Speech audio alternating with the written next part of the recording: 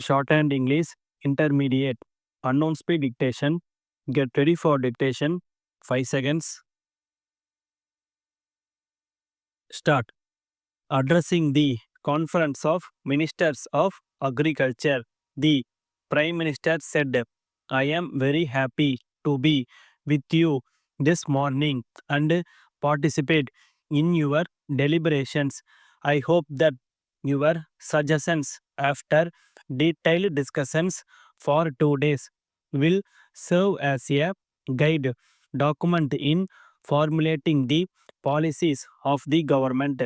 At the outset, I would like to put forth before you the objectives of the conference. As some states of the country have been affected badly by severe drought, some others were hit by cyclones. Many lives and cattle have been lost, besides damage to lakhs of acres of standing crops. The state governments have already started rescue and relief operations within their limitations and have sought liberal financial assistance from the center. The chief ministers of some states have pointed out that the center should formulate a concrete plan by which the capacity to face such natural calamities is increased. It is in this context that this conference should suggest measures for effective use of the resources. Your recommendations would be studied by a group of ministers ably assisted by the administrators and experts in the fields of irrigation and agriculture. One of the most important steps that the government could do to mitigate the suffering of lakhs of needy people was to release the buffer stocks of food grains to the affected states. These states have been given a free hand to distribute the rice and wheat by undertaking programs like Food for Work on behalf of the government. I would like to assure the chief ministers that there is no dearth of stocks, and whenever there is need, they can place their incidents. I have instructed the officials in the ministries of food and civil supplies to attend to this work on a priority basis. Another important issue which concerns the farmers of this country is the government's commitment to join the World Trade Organization and the impact of their impositions on our agricultural front.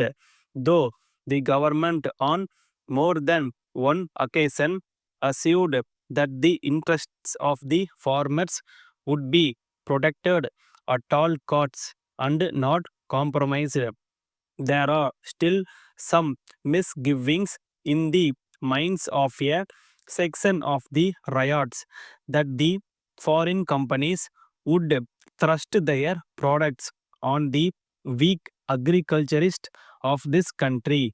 The copies of the agreement are made available to you all for a detailed study so that you can in turn explain to the farming community in a more convincing manner.